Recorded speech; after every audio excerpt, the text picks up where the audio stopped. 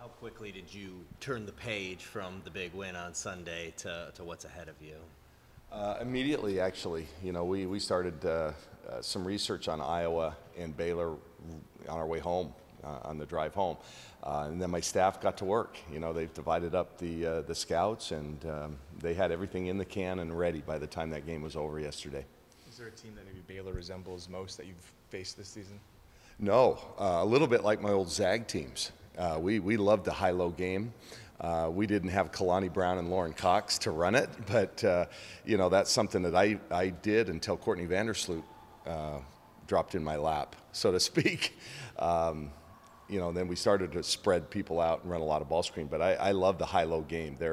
It's a little bit throwback, and I understand that I didn't know this stat, but I understand they've taken fewer three-point shots than any team in the country.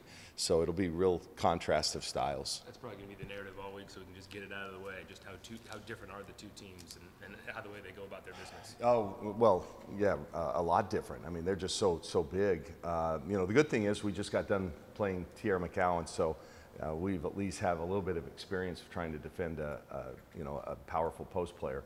But Kalani Brown brings something even different than Tierra. She's more mobile around the basket and can hit that mid-range shot. She's a lot more skilled. She doesn't set up as strongly as Tierra, but she's still very, very formidable inside. And then you have Lauren Cox, who can do the same thing, and they just kind of play volleyball. They throw it up and over people and rebound over people. So we've got our work cut out for us. There's no question. Just watching them look like they have two McGowans almost, just with their size. Yeah, but that can do a lot more things. Yeah, they're inside-outside players. They're not just at the block. How do you feel heading into the Final Four today? Well, I'm excited. It's funny, I'm kind of reminded of, is it the old Sesame Street? You guys can help me. One of these things is not like the other. You look at Coach Mulkey's won 2 national championships, and Muffet McGraw's won 2, and Gino's won more than I have fingers. This is our first time, so it's a new experience for us. But I don't think that this team has been under the microscope and had a lot of pressure on them and a lot of eyes, a lot of attention all year long. So it's a bigger stage, but I think we'll be used to it.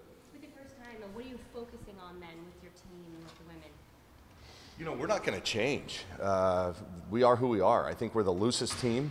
I've had pretty much every commentator and people who are around the game and see lots of teams say we're probably the loosest team that they see. We're not going to change. We'll stay the same. I know I will. I've told everybody for a long time, if I ever get to a Final Four, have a chance at a national championship, and I change, you can slap me upside the head, because I don't want to be any different than I normally am. We're going to go in with a happy-go-lucky attitude like we have, and then when the lights go on and we're ready to play, our team's going to be ready to play, and they'll compete.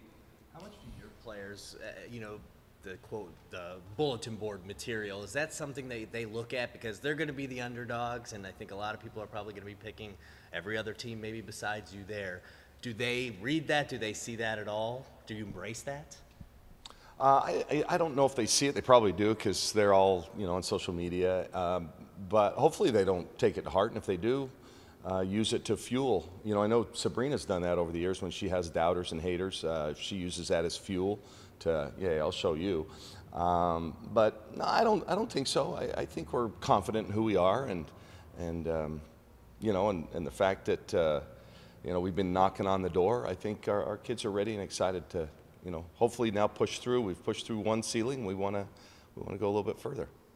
Kelly, what does it mean to you personally to coach on the stage with those peers that you mentioned after doing it for so long? Well, I think it's pretty special because I've competed against all of them at some time or another, and like I've said a couple of times during this run, we don't want to be an Elite Eight program. We want to be a Final Four program. We want to be a national championship program. Well, the same thing as a coach.